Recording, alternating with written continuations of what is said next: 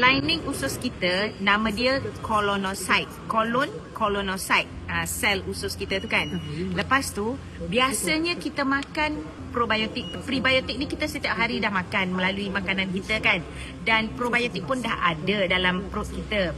Cuma, strain yang bagus tu ataupun yang belum balance lagi tu, dan kita dapat daripada prebiotik yang Next Bio. Dalam masa 2 hari pun you dah rasa tau perbezaan dia. Contoh, orang tu katalah dia bukan buang air setiap hari. Dengan dia makan Next Bio ni, dia akan buang air tau. Sebab microbiome yang dah ada sebelum ni tu maybe kurang efisien sebab pengaruh penuaan, stres semua tu kita bukan membuang dengan cara yang tepat, dengan cara yang berkesan. Jadi penambahan microbiome dalam Next Bio tu akan membantu usus kita.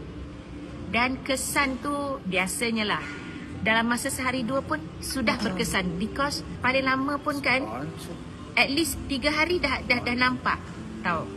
Balance yang bagus dengan tak bagus tu kurang balance kan. Ditambah, bila ditambah, jadi kita panggil koloni yang bagus tu akan buat kerja dengan lebih efisien.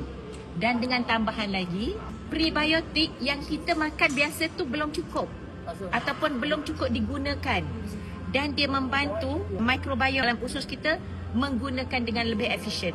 Sebab tu contohlah Kak Dik rasa yang ini ni adalah microbiome yang induce production of butyrate. Butyrate adalah kita panggil short chain fatty acid yang bila dioksidiskan memberi tenaga kepada sel tubuh badan kita dan juga kepada mikrob. Dia energize 2 tau.